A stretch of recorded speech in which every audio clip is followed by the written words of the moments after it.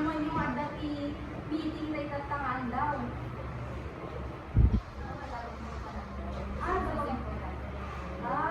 Kahit mayat at anak may karakter sa Israel. Pag ilinag doon naman, naging makunain itatangan daw.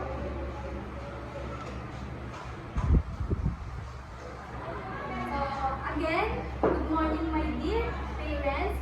So, sa kapay tayo marugi, kitaan dito yung muna ito yung agenda kayo. So first, pagpapataman tayo iti curriculum overview. Makita kayo pa sa anuwa, mag-grade na iti anak kayo, and then grading system. Ay, palagi ko gaya nga data iti matatagal. Well, kasi dinasal ang data pala iti 8 to 12.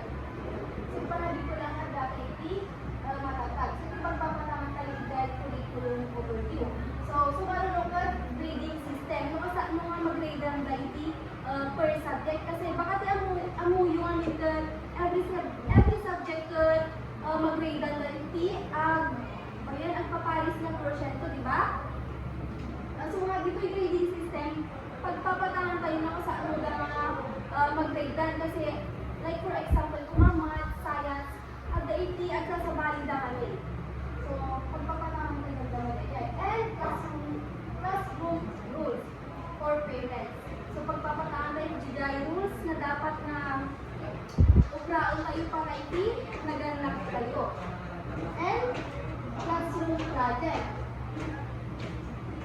Ito ay mapagpapatangan tayo matagday projects na magaling tayo nga i-donate or pag-sharean tapno iti ikapintas iti classroom tayo, diba? And we have the awarding of honor pupils. Siyempre, haan nga maawan na ito kasi amo tayo magiti ubing tayo, kailangan da iti kumbaga may kanda iti motivation nga agadan pa nga na siya. And after that, ito po na pinag-day cards dan. Kung damadaman yun to, nawaya kailangan umay kanya ka advisor dawan. So, kung yan natin nga rodan, mapatay ti Jai, curriculum overview. So, kasing palak itay, agata yung iti matatag curriculum. So, dito'y, lumapansin nyo ako, awan iti rank 1, rank 2, rank 3, tapno, maiwasan tayo iti ang compare, di ba? Kasi, kung compare, baka di may isa kaubing ka, madismaya. Di ba? Baka ang tupay ka sobrang, kasi nalalain mo nila straight. So, iti itong dapat pa, di matatag curriculum, nagbalinda nga kastroya. That you with highest honors, general average siya 98 to 100. And tapos with high honors, average na iti 95 to 97. And with honors, from 90 to 94. Tamag yun? So nalawag doon ng ako dito yung matatag curriculum mga kaskway. Agad po damagin nyo kung may kailangan niya. Next, dito yung magbagakon ng grading system. Ang dudumada. For example, the English, Filipino, AP, DMRC, dahil dito yung anak tayo ako, di ba? For example, written words. The written words allow na grades i 30%. Sa balik nung kay dahil performance task na 50%. And then the quarterly assessment na 20%. With a total of 100%.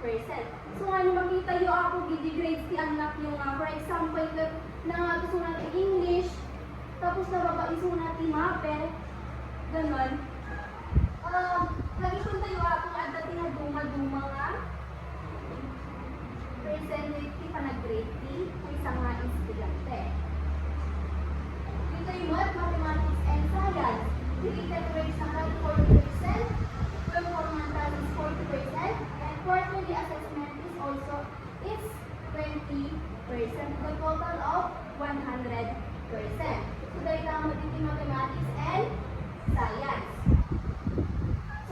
mapansin niyo yung mga ETP or TLE, nga iti performance test na kasi di halos umubraan na iti skills.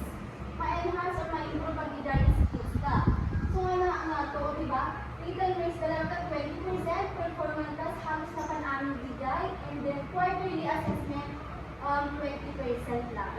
So nga, nung makita yun ako nga ng iti, mga pekeng TLE, daan mo yung lagtan na in the iti performance test. Ada clarification or kaya yung i-clarify, kaya yung adamagan na ako pang grading system tayo. So basta, intay mo pagpapatangan ng classroom rules para kadal tayo nga nagana. So una, always follow up your child. Reading, and reading. So, after the agawid, or after school, na nagawid na ako, lumabalbalit, nag-check tayo kagili notebooks da, or nag-check papers da, tapos masday, mapasa tayo na kagili notes si Mestrada, tapos masday, ma-guide tayo, isuda kagiday, kailangan na sumunod tayo kanyada. At dahil tindakan ito ako. And next, write an excuse letter whenever your child is absent. Kasi ako tihantay nga lipatan. No, kung baga nagsakit radio bin kayo, or ada iti personal nga rason, hantay ko nga lipatan ako ti, agsurat iti excuse letter. Awatin ko ako. Ang may pagkain dito ako. Nuhan mo ako nga masako, mabalinimot nga ipasa at isumagsaro nga andaw. Basta mo ako nga lipatan iti excuse letter. And do not tolerate your child absences, like absences and behavior. Yung ako nga at IT mali talaga nga behavior iti. Sorry for that, like ano mo tayo di ubing. Antay ko na, yes, maawata. Kasi nagandang kayo mo tapos anak mo lang nadali. Pero ano ako tayo na rundan, adalan tayo ako nga iturong suda iti na siya at, or adalan tayo suda lang tayo iti na siya. Puray man ako no, anak tayo kasi para kanya damang lang upgrade kasi tapos dumakdang tuldan to, na siya ako iti pagbalinandal. And please ask the teacher on your child's progress and status. If mo kaya yun na ako damagin di progress da or di die. For example, kung pa na nagpas exams, ganon, mo kaya yung ma-track agi agagay status da about their academics, ganon. Umay din lang ako na wala kayo nga umay dito eskwela, o mabalin kayo nga mapaligay subject teacher da, or mabalin kayo nga muna nga umay kanya nga advisor da, tapos nung ma-guide kayo lang nga, na siya at ako. At ako ti suggestion ko, boy, okay? And last, cooperate with the advisor and subject teachers. As kung nakitay, ang kaya ako nga mabalin na umay agdamag iti, naganak kayo ng iti, status na iti pag-eskwelahan. So, dati ako iti, mannanulaan ng classroom rules para kanina yung naganak. So, adapt mo iti suggestion nyo, or kaya yung i-clarify, or inayon dito yung classroom rules. Na siya ako. So, ito yung din ako iti, classroom projects and donations. Natawa kayo. Ito yung classroom projects and donations. Hindi lang sa school year, iti nag-donate lang, diba? So, this school year, kailangan tayo na ako iti masapol para ikapins na sa classroom kayo para maglang iti naganak kayo. Bakit ang muyo ako kayo dyan, part na nga mal-arami or materials, uso sa rin iti personal, pero haan ako. Uso sa rin mo dito para iti, pag siya ako na panagadal iti, naganak tayo. Iti, anak tayo. So, magbali na ako at damaga kung sino di kaya mo na-donate or isa-guess na tayo i-donate na. Yes, Miss Barreiro? Galing na bagay dati kung may isang electric fan. Kasi Yes, ma'am, nagbigapi ang papait. Lalo nun, kasi talaga nga bulbulan ako pud-pudot. So nga ano na dumakat, video bing tayo kasi magbapay nga kanan, da nga agbalo ni Tida nung kada video exact notes ka. So, nito yung mga electric fan nga wall fan or distal fan? Para kanya market na may mayat ng wall fan kasi lakas ko. Kasi no, binamin ka ako yung mag-alay ay, thank you, Mrs. Marie. Ay, dama po na nga wall fan. Nambay sala. Ay, sala. Yes. Okay, so, thank you, Mrs. Marie. By tayo for the wall fan. So, adati, wall fan tayo na apo. Ay, nga pa yung apo. Mrs. Gonzalez. Since pa nagpupudo at kaya ang gani Elijah kapag share ng pure water dispenser, may provide pa kaya sa tatlo adaptation ng dispenser. Well, nasya ako naluras pa Mrs. Gonzalez. Kasi, nadaming hindi ko bimpay nga anda mo, alam da, umalipa ang anda. Yang ito ko iti, danunda. So, for the water dispenser, nasya ako din. Kasi, every time na makainom da, adalat iti, pag-alaan da ito'y, ito lang para classroom niya po. So, thank you, Mrs. Calonge and Mrs. Gonzalez for the water dispenser. Sino kay Abo? At tatalo nga nag-donated.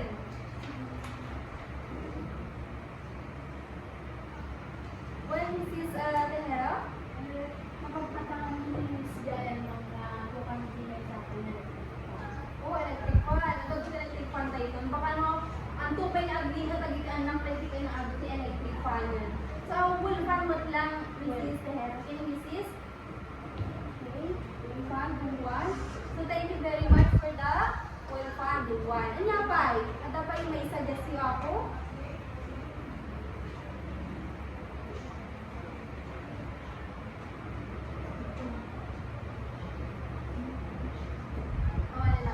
So, para kanya kung ako, isa-suggest ko lang na ito'y classroom, masapon iti, since ang-end the school year manan, ag-suggest ako na ako nga, kaya kung matigmatang iti floor wax, diba? Every pocket, kailangan kat, nadalas man iti floor, ito'y hati. So, agdaw-daw at aktibasin lang nga share, para iti floor wax.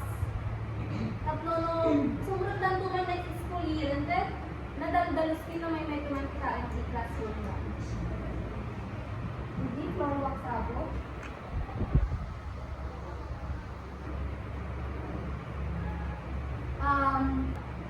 Okay, so dagijay ako nag-donate, dinagijay mag-sharean kayo ako. Agyang yaman ako na ako iti tulong yung parents. Kasi no, si kami lang mga teachers, mas may method ng agdati, kumbaga, collaboration iti teachers in parents para iti pagtinda sa iti classroom tayo. So, kaya tayo ako nga iparpas na ito yung meeting, kaya kuman ako nga i-recognize tayo dagigay with honors na Philippines tayo. So, first, with the highest honors. So we have Christine Zikya.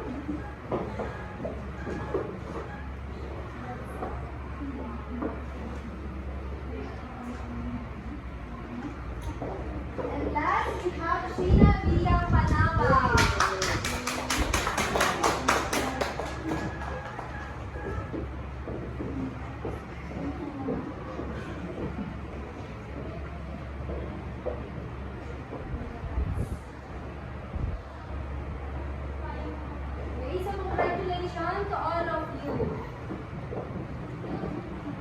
Okay, so, tapno ako haantay na agtaktakan o pay nga na-awardan da, pinapay nga dati kasi downgrades. Ihawat ko nga rin din ako dagitoy cards da. Tapno addaman ako ti questions yo, panggap dahil tayo grades da, wala ilang ako nga umaydag to tayo dito yung eskwela. So, iwaras ko nga rin din ako ditoy cards da.